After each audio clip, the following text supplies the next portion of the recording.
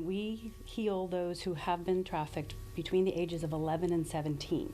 Tina Canary with New Life Ministry says the organization has pinpointed the trending ages of the victims, including how and where the exploitation begins.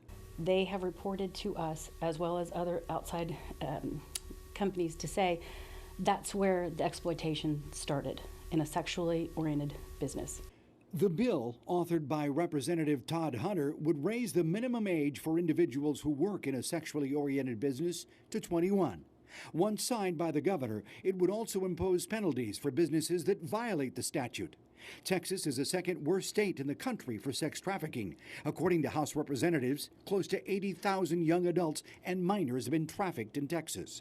Research presented to lawmakers indicates raising the minimum age on sexually oriented businesses will be a beneficial step in the process to curb the trend. Most people don't realize that it happens here. They think it's another country issue, it's bringing people from across borders, and what we have to do is educate people that it happens here in our own neighborhood. I call it a global epidemic in every neighborhood. In a statement to 3 News late this afternoon, Representative Hunter said, quote, "We cannot allow for the exploitation and trafficking of young Texans and must continue our efforts to stop this dangerous enterprise," adding, "Traffickers must face consequences for their actions."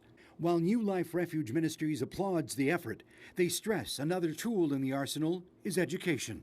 There is not one group that doesn't need to know this information.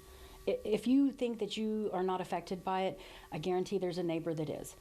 And so we want to put this information in all the hands of all of the caring adults so that they can then arm the children.